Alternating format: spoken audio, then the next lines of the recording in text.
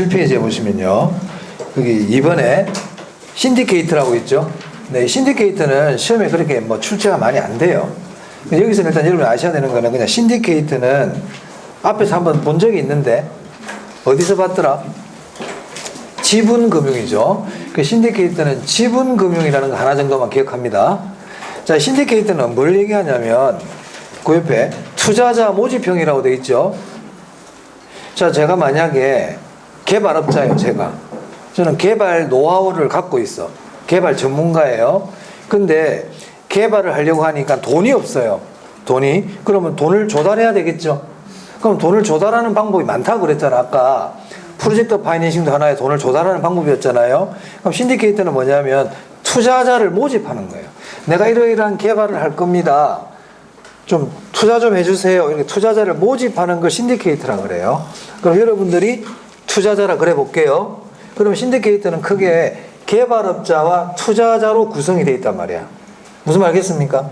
그럼 이 투자자들은 왜 나에게 투자를 해줬느냐? 배당이 목적이냐? 이자가 목적이냐? 뭐가 목적일 것 같아요? 힌트는 나 앞에서 줬거든. 신디케이트가 무슨 금융이라고 그랬어? 지분금융. 그럼 여러분들은 뭐가 목적이에요? 배당이 목적이에요. 그럼 여러분들은 지분 투자자입니까? 저당 투자자입니까? 지분 투자자. 지난 시간에 했잖아. 지분금융, 지분 투자자, 배당 이렇게 된다고 그랬잖아요. 맞아요? 네. 여러분들은 지분 투자자고 배당이 목적이에요. 자, 그런데 이 신디케이트 하나 이제 기억할 거는 지분금융이 제일 중요하고 그 다음 하나 기억할 게 뭐냐면 다수의 소액 투자자들로 이루어져 있다는 겁니다. 그래서 신디케이트 옆에다가 다수의 소액 투자자 이렇게 적어주세요. 다수의 소액 투자자. 됐나요? 나머지 것들은 다음에 또 보기로 하고요. 그 다음에 그 밑에 보시면 당구장 마크에 조인트 벤처라고 있습니까? 조인트 벤처도 봤는데 본 적이 있는데 이것도 무슨 금융이더라? 지분금융이에요. 지분금융.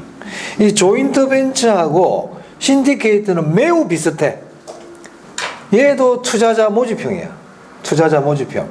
그럼 차이점이 있으니까 이름이 다를 거 아니에요? 그러면 신디케이트와 조인트 벤처의 가장 큰 차이점이 뭐냐면 조인트 벤처 맨 뒤에다 적습니다. 소수의 거액 투자자들이에요. 소수의 거액 투자자들. 아까 신디케이트는 다수의 소액 투자자들이었죠. 여기는 소수의 거액 투자자예요. 그 거액 투자자 밑에다가 줄을 치고 은행 이렇게 적었어요. 은행. 이 조인트 벤처는 은행들이 투자자로 참여합니다. 은행들이. 금융기관들이 투자자로 많이 참여한다고. 자, 질문. 그럼 우리 일반적으로 은행은 돈을 빌려주는 곳이죠. 그럼 돈을 빌려줄 때 은행은 무슨 투자자입니까? 저당 투자자. 우리 투자자는 지분 투자자이고 저당 투자자이고 지금 적으면 안 돼. 중요한 얘기 안 했어. 은행은 일반적으로 무슨 투자자다? 돈 빌려줄 때는 저당 투자자예요. 자, 근데 이 조인트 벤처에 은행이 투자자로 참여한다고 그랬잖아. 그럼 이때 은행은 지분 투자자일까? 저당 투자자일까? 그렇지. 왜? 조인트 벤처가 무슨 금융이니까? 그렇습니다. 자, 그래서 조인트 벤처는 금융기관들이 무슨 투자자로 참여하는 거다? 그래요. 지분 투자자로 참여하는 거예요. 그래서 조인트 벤처라는 말이 나왔단 말이야. 그런데 그 지문에 저당 투자자라는 말이 나오면 된다 안 된다? 안 돼. 조인트 벤처는 지분금융이기 때문에 조인트 벤처라는 말이 나오면 그 뒤에는 배당, 지분 투자자 이처럼 지분금융과 관계되는 단어들이 나와야지 부채금융과 관계되는 단어가 나오면 된다 안 된다? 안 된다는 겁니다. 이 부분 조심하시면 됩니다. 오케이? 시험에 낼 수 있어. 이런 것들은 너무 어려워. 그 원칙을 알아놔야 된다. 항상 원칙. 그냥 무조건 확 외워버리면 안 된단 말이에요. 자, 신디케이트 봤습니다. 자, 그 다음에 3번에 부동산 투자회사입니다. 47페이지.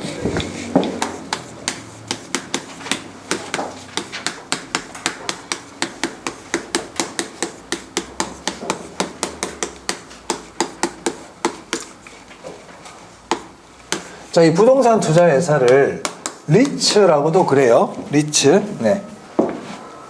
이제 뭐 외국 용어죠. 우리나라는 일단 부동산 투자회사라 그러는데 보통 리츠 이렇게 얘기합니다. 네. 이 부동산 투자회사 시험에 그냥 나온다고 보시면 됩니다. 한 문제는 거의 출제가 되고 있다. 부동산 투자에서는. 네. 자, 갑이라는 사람이 있어요. 이 갑이라는 사람이 상가를 사가지고 상가를 샀어. 100억 주고 투자를 했다는 얘기죠. 그럼 이 상가에 이제 수익이 발생하겠죠. 임대 수입이라든지 수익이 발생할 거 아닙니까? 이처럼 갑이 직접 건물을 사가지고 거기서 나는 수익을 얻고 있어요. 이런 투자 방식을 직접 투자라 그래요.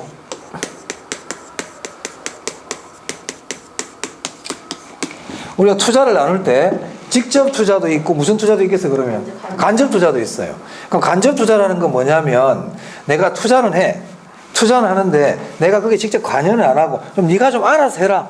돈은 내가 줄 테니까 네가 알아서 그냥 좋은 데 투자해가지고 수익 나면 나한테 줘. 이건 간접 투자예요. 자, 예를 들어 여러분들이 현대자동차 주식을 갖고 있다. 현대자동차 주식을 샀어요. 그럼 여러분들은 지분 투자자죠. 맞아요?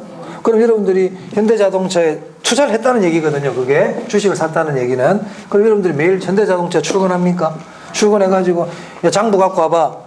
어저께 어디서 쇠 철근 어디서 사왔어? 타이어 어디서 사온 거야? 이렇게 관여 안 하죠.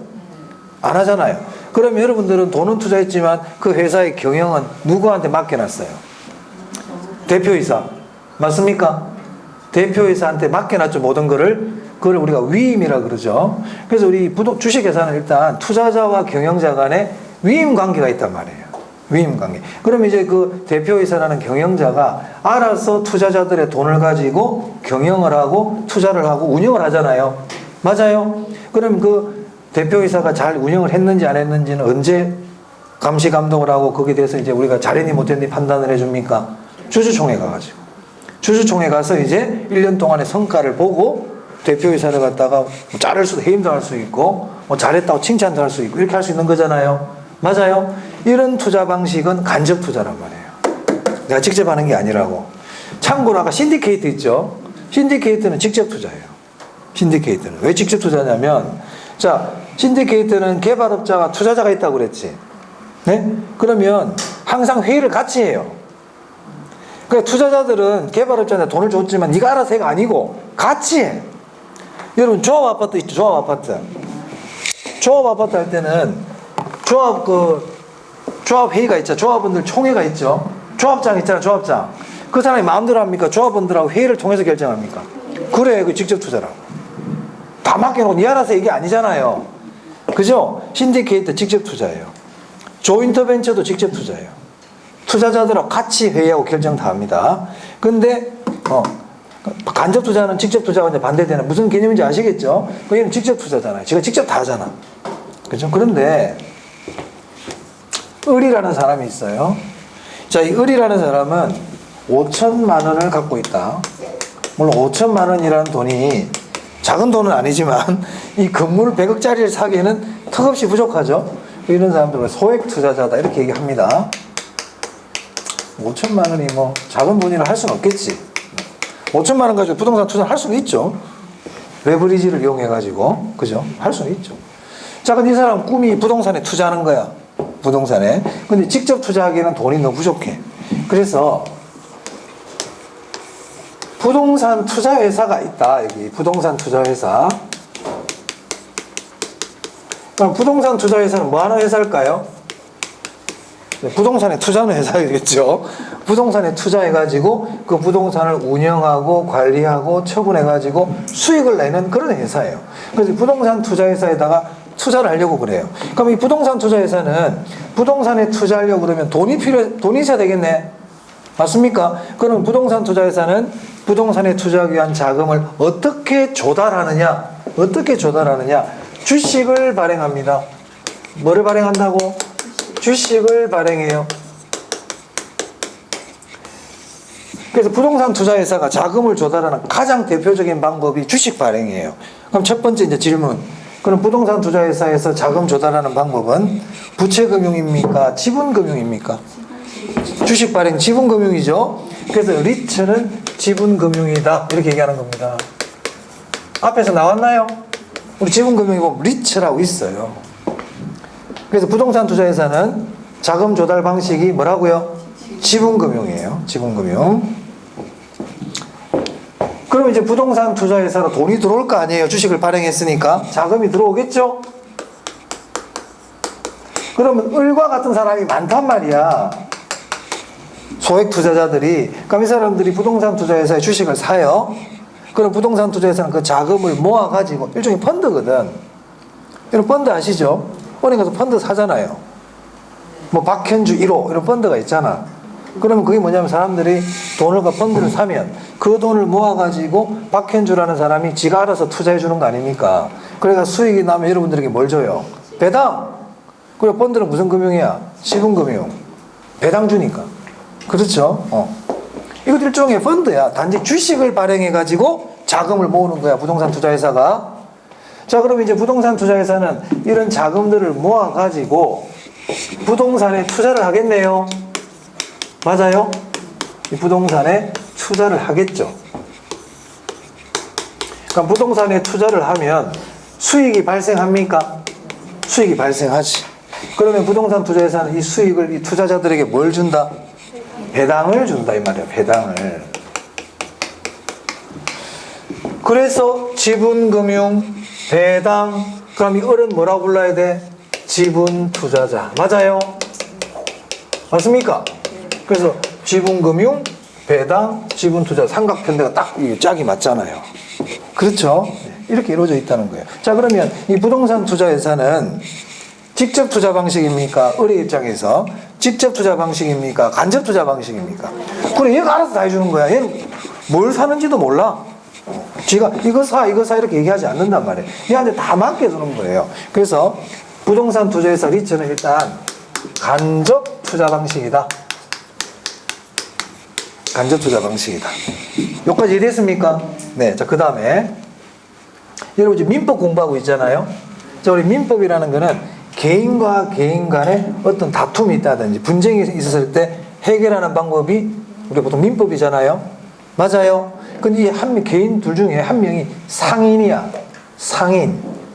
상인이라는 거는 상행위를 하는 사람을 상인이라 그래요. 그럼 상행위가 뭡니까? 그러면 이제 복잡해지는데 그까지 우리 알 필요 없고 한 명이 상인이야. 그러면 우리가 뭐에 적용을 받냐면 상법에 적용을 받아요. 상법. 그러면 개인과 개인일 때는 민법을 적용받는 한 명이 상인일 때는 민법에 적용을 받는 게 아니고 상법에 적용을 먼저 받습니다. 상법이 우선된다고요. 그거를 특별법이라 그래요. 상법이 민법의 특별법이야. 그러면 뭐가 우선 적용된다? 상법, 특별법이 우선 적용되는 거예요. 오케이? 특별법이 우선 적용이 돼요. 특별법이 우선 적용이 돼. 자, 그러면 회사는 상인일까 아닐까? 회사 상인이에요. 그래서 우리 상법에 보면, 우리 민법도 지금 보면 총칙, 물권법, 계약법, 특별법 이렇게 돼 있잖아요. 상법도 보면 총칙이 있고 그 안에 회사법이 있고 어음법과 수표법이 있어요. 상법 안에. 그럼 어음은 상법에 적용을 받습니까? 어음은 상법에 적용받아. 어음은 어디에 적용을 받는다고? 기억해 두세요. 어음이라는 말이 나오면 상법에 적용받습니다. 그럼 일단 상법 안에 회사법이라는 게 있다고 그랬잖아요. 그럼 그 말은 회사는 상인이고 회사는 당연히 상법에 적용을 받습니다. 그럼 제가 이 얘기를 왜 하느냐? 부동산 투자회사는 상법에 적용을 받을까요? 받습니다. 회사잖아.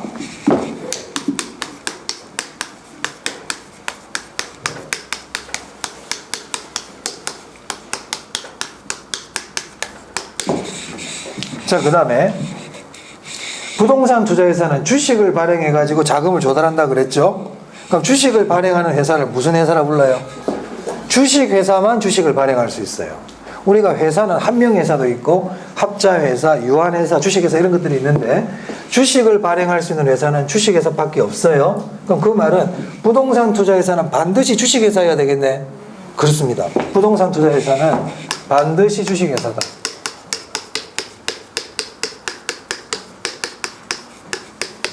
그래야 주식을 발행하지.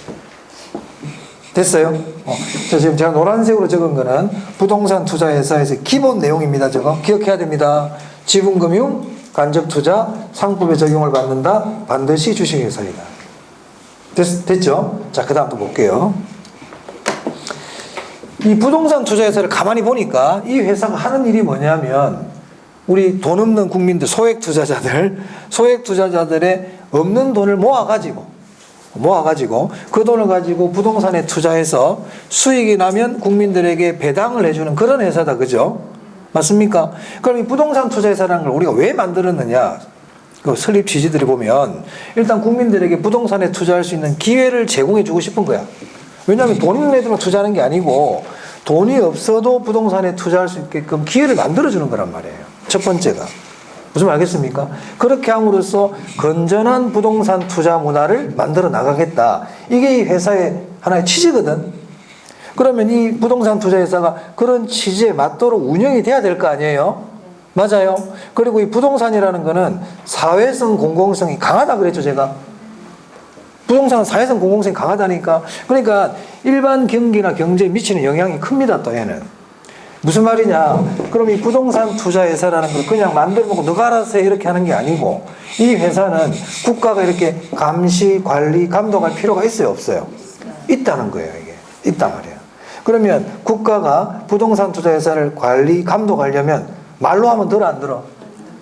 말로 하면 안 들어. 말로 하면 잘 안 들어요. 그럼 어떻게 해야 될까요? 법을 만들어야 돼. 뭘 만든다?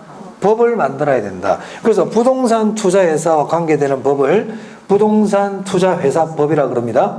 그래서 부동산 투자회사법이라는 게 있다고요.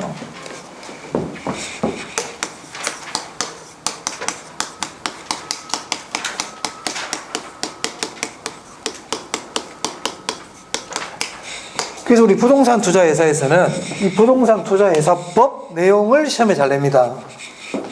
그래서 우리 개론에서 법이 안 나오는데 얘만 법 내용을 물어봐. 얘는 법이야. 아시겠죠? 다른 건 법이 없는데 얘는 법을 물어본단 말이에요. 그럼 지금 여기서부터 봅시다. 그럼 부동산 투자회사법하고 상법이 있네. 부동산 투자회사는 상법에 적용받는다면서. 그럼 부동산 투자회사법에 적용도 받아 안 받아? 부동산 투자회사가 부동산 투자회사법에 적용을 안 받아도 말이 안 되잖아요. 그러면 상법과 부동산 투자회사법의 내용이 부딪힐 때가 있단 말이에요. 둘이가 부딪히는 경우가 있다고, 내용 자체가. 그럼 부동산 투자회사는 부동산 투자회사법을 우선적으로 따라야 될까? 상법을 우선적으로 따라야 될까? 그렇지. 그러니까 부동산 투자회사법이지. 그러면 상법과 부동산 투자회사법 중에서 뭐를 우선적으로 적용한다? 부동산 투자회사법을 우선 적용합니다. 그 말은 이렇게 얘기할 수 있나요? 부동산 투자회사법은 상법의 특별법이다. 우선 적용받는 게 특별법이라고. 아시겠죠? 자, 예를 들면 이런 거예요. 우리 주식회사에 가면 이사회라고 있나요? 이사회. 이사들 있죠? 이사 선임해야 돼, 안 해야 돼? 주식회사는 이사 있어야 되거든. 감사 있어야 돼, 없어야 돼? 있어요. 반드시 있어야 돼. 그럼 상법에 나와. 상법에. 근데 부동산 투자회사법에는 만약에 이사와 감사에 대한 구체적인 내용이 없거든요. 그럼 그걸 뭘 따르면 돼요? 상법 내용 그대로 따르면 돼요. 상법 내용. 그런데 나중에 공부하겠지만 자본금에 있어가지고는 상법상 회사의 자본금하고 부동산 투자회사의 자본금이 달라요. 그러면 부동산 투자회사는 자본금에 관한 규정은 뭐를 따라야 돼요? 부동산 투자회사법이 상법이 아니고 뭐가 우선 적용받는다고요? 집중해야 돼. 부동산 투자회사법을 우선 받습니다. 부동산 투자회사법 우선 적용받아야지. 그렇잖아요. 그렇죠. 그래서 부동산 투자회사법 내용을 잘 알아야 된단 말이에요. 자, 그럼 지금부터 부동산 투자회사법에 대해서 공부합니다. 자, 먼저 부동산 투자회사법에 보면 부동산 투자회사의 종류가 있어.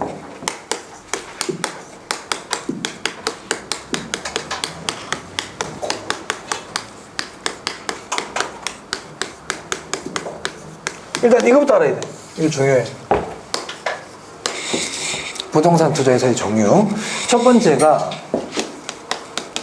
자기관리 부동산 투자회사예요. 제가 앞으로 부동산 투자회사 너무 기니까 그냥 제가 리츠 이렇게 할게요. 우리 시험에서는 리츠란 용어 잘 안 써요. 자기관리 부동산 투자회사 이렇게 얘기해요. 시험에서는 자기관리 부동산 투자회사 이렇게 표현합니다. 저는 리츠라 적으면 여러분 뭐라고 생각하라고요? 부동산 투자회사. 그렇게 생각하세요. 자기관리 리츠가 있고 위탁관리 리츠가 있고요. 구조조정, 기업 구조조정 리츠가 있어요. 자, 지금도 제가 이 회사들의 특징을 쭉 적을 텐데 무조건 외우려고 하면 힘들어요. 아까 제가 계속 얘기했죠. 스스로 찾아보려고 노력하라고 그랬습니다. 그럼 좀 보자 이제. 스스로 찾아볼게. 자, 자기관리 리처야. 항상 저 이름 안에는 뜻이 들어있다고 그랬어, 제가. 그러면 자기관리 부동산 투자회사라는 거는 그럼 무슨 의미일까? 한번 생각해 본다. 자, 그럼 여러분 생각에 책을 보지 말고 자기관리 리처라는 거는 위탁 구조적 이름을 봤을 때 이 자기관리는 다른 회사하고 다른 차이점이 뭘 것 같아요? 여러분 생각난다면 얘기하면 뭐 생각이 안 나나? 자, 자기가 관리한데 이 자기는 그 자기 아니에요. 그 자기가 아니고 스스로 그 자기야. 그 자기가 아니고 아시겠죠? 그 자기관리 리츠는 부동산 투자 회사가 지가 스스로 관리하겠다는 거잖아요. 맞아요? 그 말은 직접 운영하겠다는 뜻입니까? 맞아. 그래, 생각할 수 있잖아. 알아낼 수 있잖아요. 하다 모르면 딱 들으면 기억이 나지. 고민하다가 들어야 기억이 난다고. 그럼 위탁 관리는 뭘 것 같아? 그래, 지가 안 해. 맡겨. 그걸 다 알고 있잖아. 봐봐. 위탁 관리는 맡기는 거예요. 지가 안 해. 기업 구조조정 리츠는 뭘 것 같아요? 뭔지는 모르겠지만 구조조정과 관계 있는가 보네. 그죠? 뭔가 구조조정과 관계 있는 리츠구나. 이 정도만이면 알 수 있잖아요. 중요한 게 벌써 이름 다 얘기를 했거든. 자, 그래서 이 자기관리 리츠는 부동산에 투자하고 부동산을 관리하고 처분하고 하는 모든 부동산 투자회사 행위들을 자기가 직접 하는 거예요. 직접 운영한다. 직접 이 말이 중요하지. 직접 운영해요. 근데 위탁관리와 기업 구조조정 리츠는 직접 안 해. 얘들은 위탁해. 위탁해요. 위탁 운영해요. 맡겨요. 그럼 누구한테 맡기느냐? 맡기는 회사가 있거든. 자산관리회사에 맡겨요. 자산관리회사라고 있어.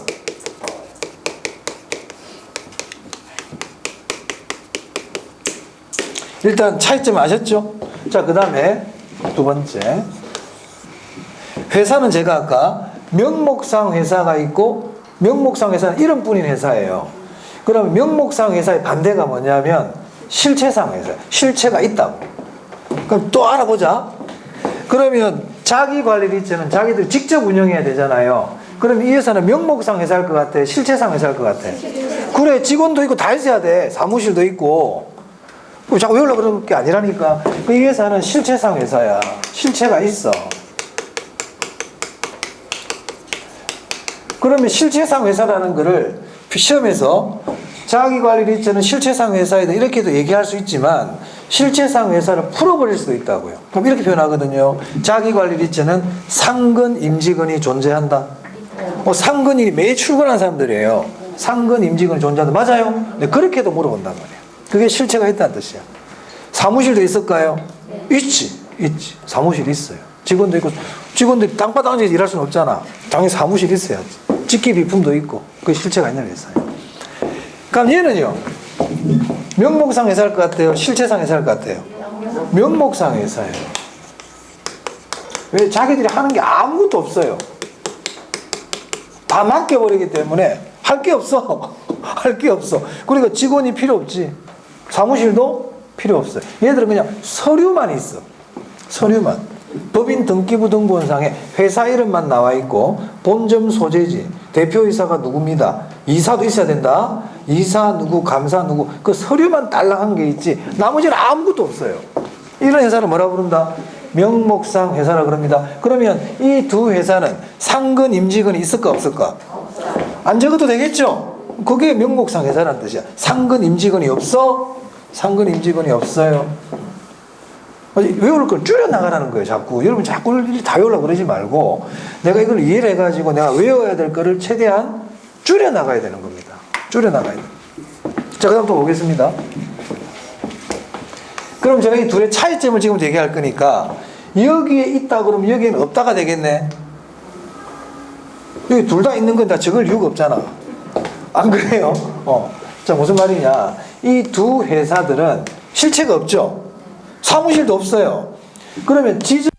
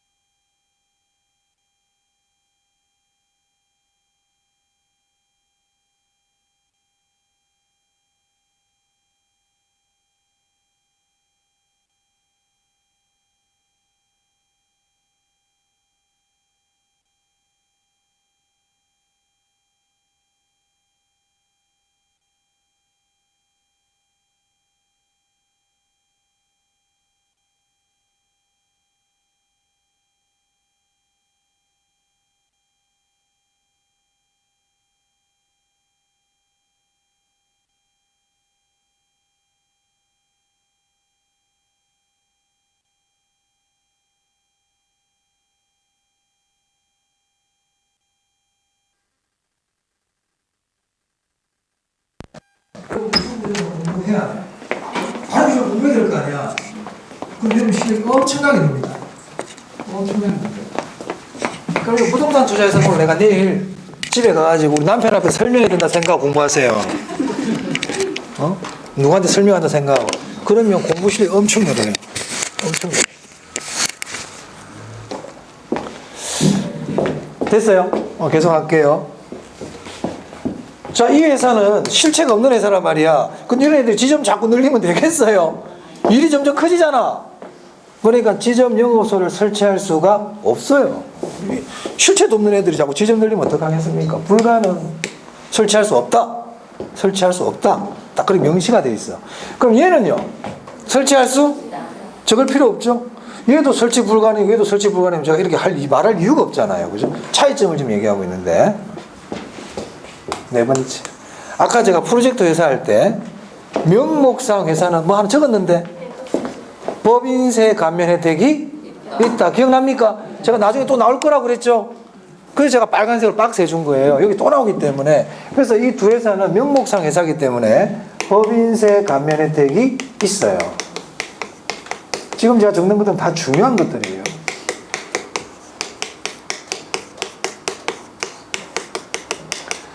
그럼 쟤는 있을까 없을까? 없지. 얘는 없어.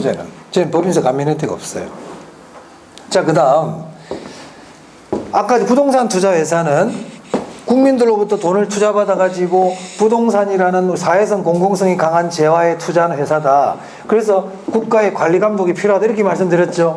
그럼 관리 감독을 할 때, 자, 회사가 우리 회사 만들었어요 이렇게 했단 말이에요. 그럼 일반적인 우리 회사들은 뭐 장관한테 허가를 받는다든지 인가를 받는다든지 이런 일을 안 해요.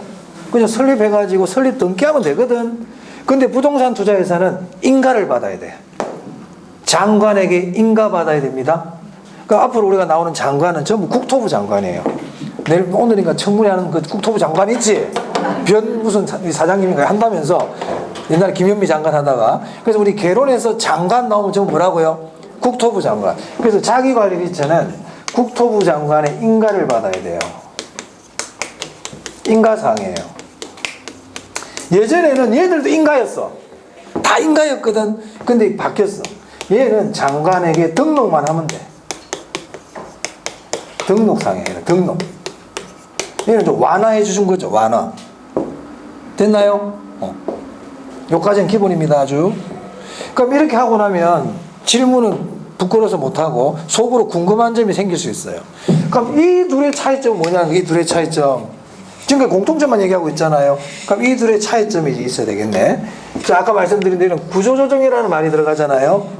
구조조정 기초는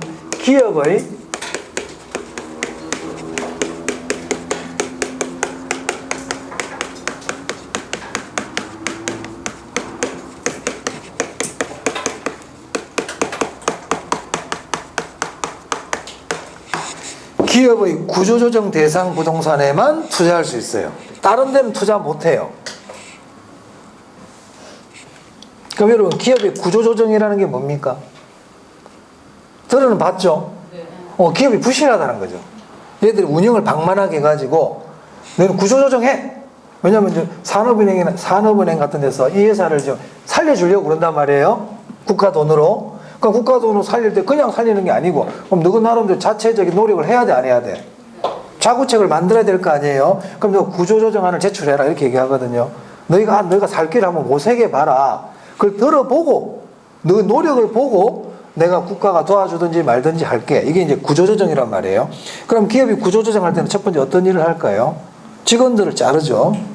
인건비라는 고정비가 많이 나가니까 직원들을 일단 내보냅니다. 정리를 합니다. 또 기업들은 쓸데없는 뭐 좀 표현은 좀 그렇지만 그걸 비업무용 부동산이라 그러거든요. 업무와 관계없는 부동산들을 갖고 있는 경우가 많아요. 그럼 그런 것들을 빨리 처분해. 구조조정하기 위해서는 빨리 처분해라. 그런 게 기업 구조조정 대상 부동산이란 말이에요. 그럼 구조조정 위치는 그런 부동산에만 투자할 수 있어요. 자, 그럼 생각해 보자. 그럼 이 구조조정 대상 부동산은 빨리빨리 처분이 일어나야 될 것 같아요. 처분이 한참 동안 안 되고 그냥 계속 묵혀 있어야 될 것 같아. 빨리빨리 처분이 돼야 되겠지. 그러면은 그게 누군가 투자하는 사람들이 많이 나타나야 되겠죠. 맞아요? 그러면 기업 구조조정 지체는 그런 부동산을 사주는 회사란 말입니다. 네? 그러면 저 구조조정 지체는 조금 도와줘야 돼, 안 도와줘야 돼? 국가 입장에서 저 회사는 조금 봐줘야 돼, 빡빡하게 봐야 돼. 규제를 완화시켜줘야지. 맞아요? 나중에 그런 관점을 봐야 됩니다. 그래서 구조조정 지체는 조금 완화시켜줘요.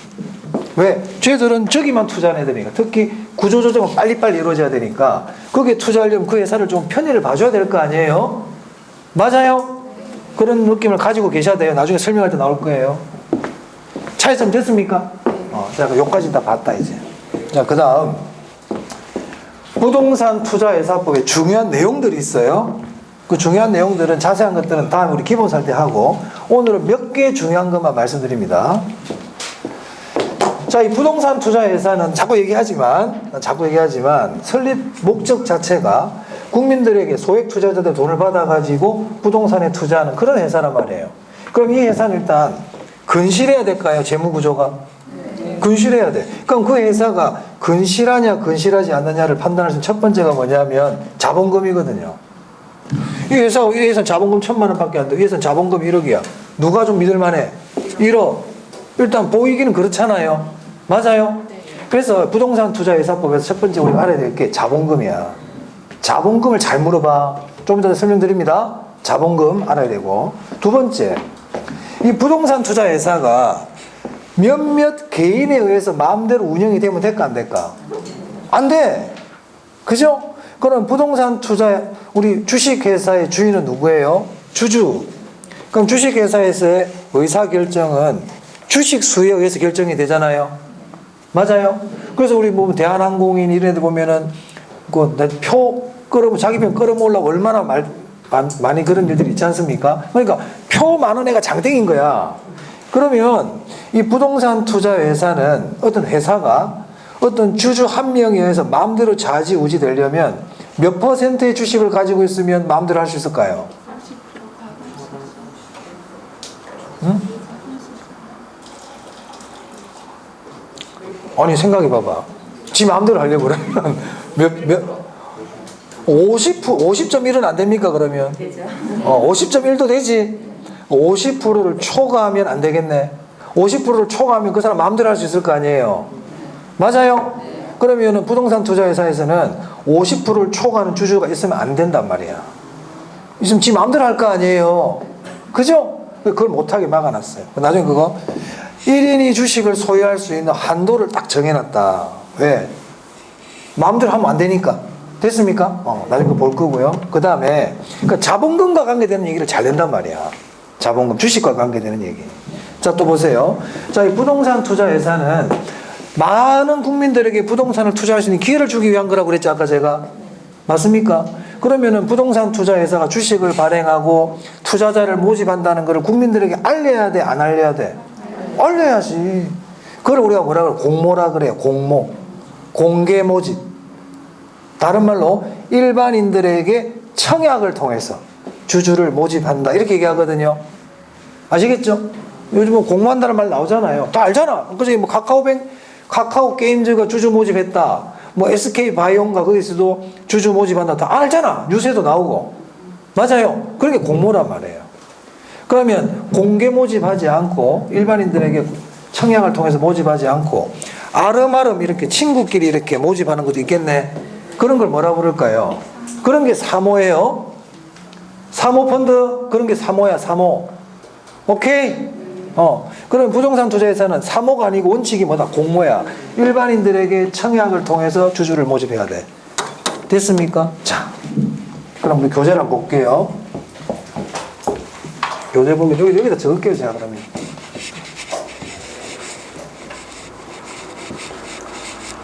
자, 그래서 부동산 투자회사법에서 주요 내용 중에 아까 자기관리리츠,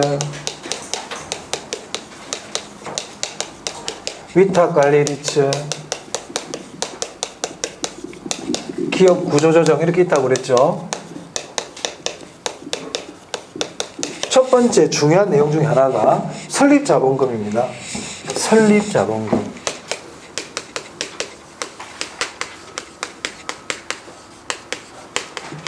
자, 회사는요. 이거 설립을 해요. 자, 회사가 설립할 때 필요한 자본금이 설립자본금이야. 설립자본금. 자기관리와 위탁관리와 기업구조조정의 설립자본금은요. 5억, 3억이에요. 일반 주식회사하고 달라요. 설립자본금 규모가 큽니다. 그래서 5, 3, 3이다. 자, 여기가 자기관리, 위탁관리, 구조조정입니다. 5, 3, 3. 자, 설립했잖아요. 그럼 회사는 설립하고 나면 일단 설립 등기를 해요. 등기를 해, 설립 등기. 우리 회사 설립했어. 등기를 한다고.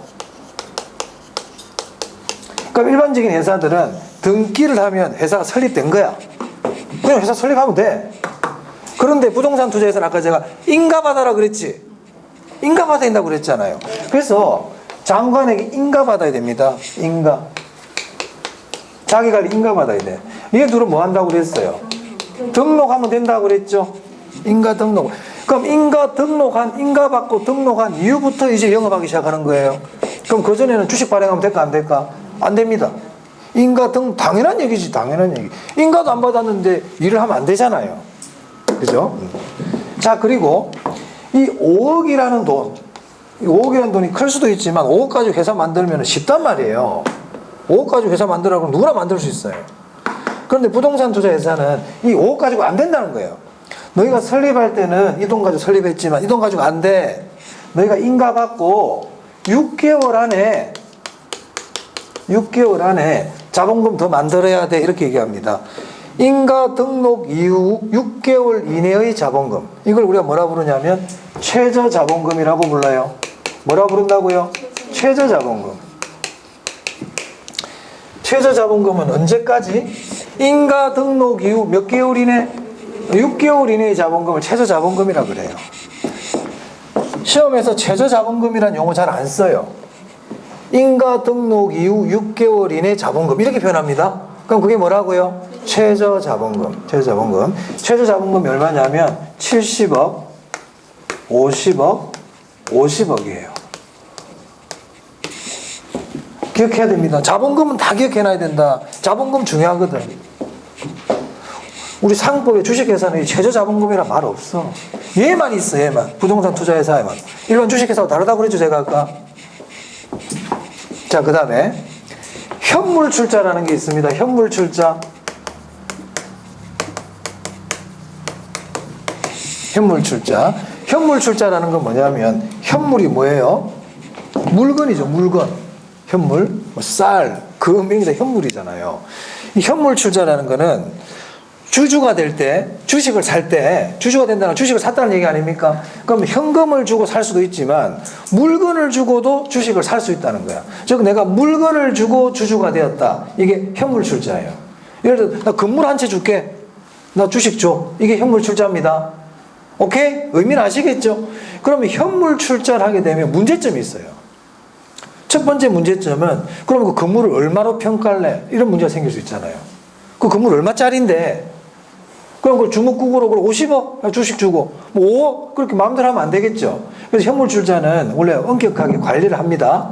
평가를 해야 되기 때문에. 또 두 번째, 자, 이 부동산 투자회사의 최저 자본금이라는 건 뭐냐면, 야, 너희가 이런 부동산 투자회사를 하려면 최소한 처음 만들 때는 이 돈이었지만 인가받고 6개월 안에 이 정도는 너희가 자본금을 갖고 있어야 된다. 이 얘기거든. 의미가 맞아요. 그러면 이제 인가 등록가 6개월 이내에 이제 지났단 말이에요. 그래서 국토부에서 나가다 치보자. 감독하는 사람이, 야, 너 최저 자본금 얼마야? 70억인데요. 그래? 통장 갖고 와봐. 통장 갖고 왔어. 봤더니 20억밖에 없어. 20억밖에. 야, 50억 어디 간 거야? 50억. 저 창고에 있는데. 이러면 돼? 안 돼? 안 된다는 겁니다. 우리 건물로 받았는데요. 안 된다는 거예요. 자, 무슨 말이냐? 현물 출자는 이 이후에 가능합니다. 현물 출자는 이 최저 자본금을 만든 이후에 가능해요.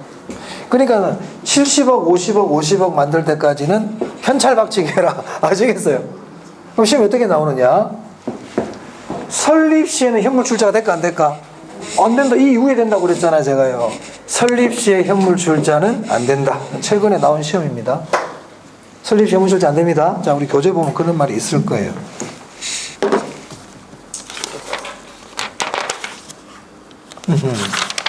없네.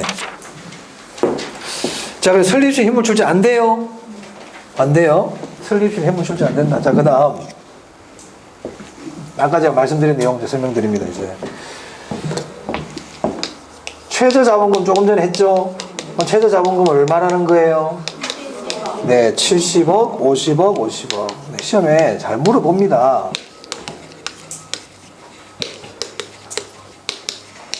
사실 제가 지금 말씀드린 것만 알아도 문제 다 풀 수 있어요, 시험에서. 기본적인 거 물어보기 때문에, 시험에. 조금 전에 또 1인당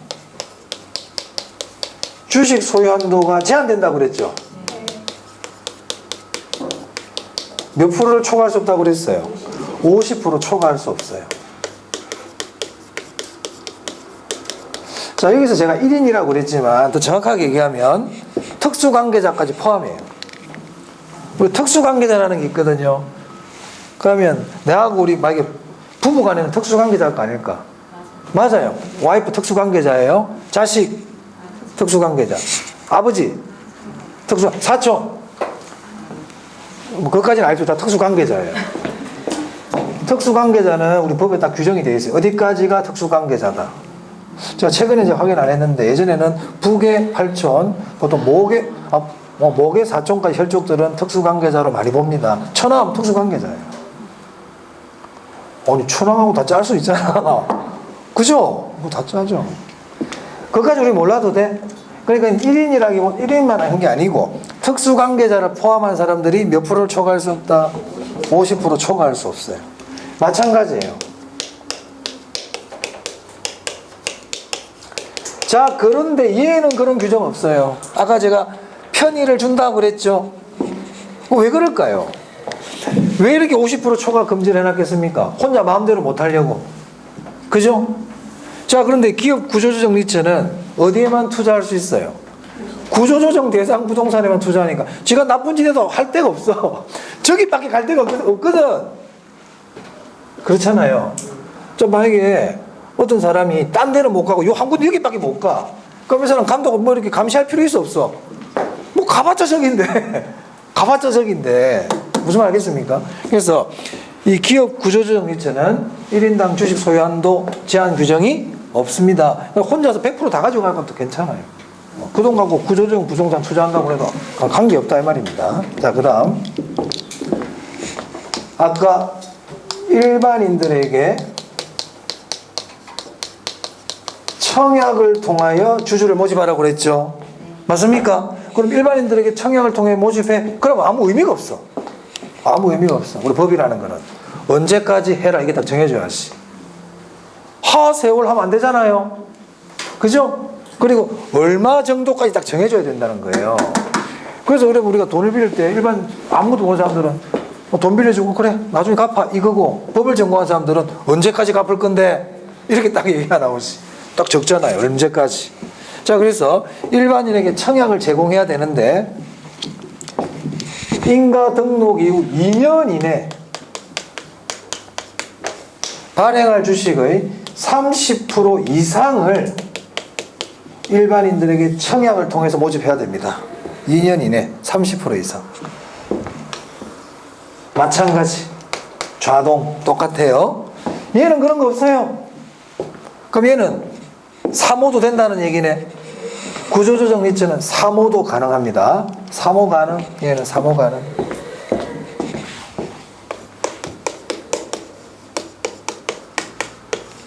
이 네 가지는 굉장히 기본이에요. 그리고 아까 제가 말씀드린 설립시는 현물 출자가 된다 안 된다? 안 된다. 현물 출자 불가능 하면 안 돼. 설립시에는 현물 출자하면 안 돼요. 질문을 해볼게요. 부동산 투자 회사는 사채, 채권을 발행할 수 있을까요? 할 수 있다. 회사니까 채권 발행할 수 있어요. 회사는 채권 발행할 수 있어, 지가. 그럼 질문해 볼게요. 부동산 투자회사가 자금을 조달할 때 채권을 발행해가지고 자금 조달했어? 지분금융, 부채금융? 네? 채권을 발행해가지고 자금을 조달했어요. 부채금융, 지분금융? 갑자기 그걸 내놓어. 채권, 부채금융이라 그랬잖아. 채권, 부채금융, 채권을 발행한 거는 부채금융이에요. 근데 일반적으로 부동산 투자에서 자금을 조달할 때는 뭘 발행한다? 주식을 발행하기 때문에 지분금융이라 그런단 말이에요. 그럼 무슨 말이냐? 그냥 부동산 투자회사 이런 말 나오면 지분금융이야. 근데 만약에 부동산 투자회사가 채권을 발행해서 자금을 조달했다. 그런 문제가 만약에 나오면 그럼 무슨 금융이라고 그래야 돼요? 그러니까 부채금융이지, 당연히. 잘 안 물어보지만 원칙을 흔들리면 안 돼. 채권을 발행하면 다 부채금융이야. 돈 빌리는 거잖아요. 그렇죠? 그래, 왜 자꾸 흔들리고 그래? 원칙이 딱 서 있어야 된다고. 참고로 부동산 투자회사도 채권 발행할 수 있는데요, 많이 발행 못해요. 많이 발행하면 안 돼요. 부동산 투자회사는 주식을 발행해 자금을 조달하는 게 원칙이 일반적인 형태인데, 채권을 자꾸 발행해가지고 회사에 빚을 늘리면 안 돼. 그럼 투자자들한테 불리한 일이 생길 수 있잖아요. 맞습니까? 그 자기 자본의 2배 범위 내에서만 채권을 발행할 수 있어요. 그런 규정도 있어. 그건 나중에 볼게요. 어찌됐든 채권을 발행해서 자금을 조달했다 그러면 무슨 금융이다? 부채금융입니다. 부채금융. 자, 그래서 47페이지 부동산 투자회사까지 봤어요. 자, 이제 조금만 쉬었다가 우리 관리개발론 여기 좀 보도록 하겠습니다.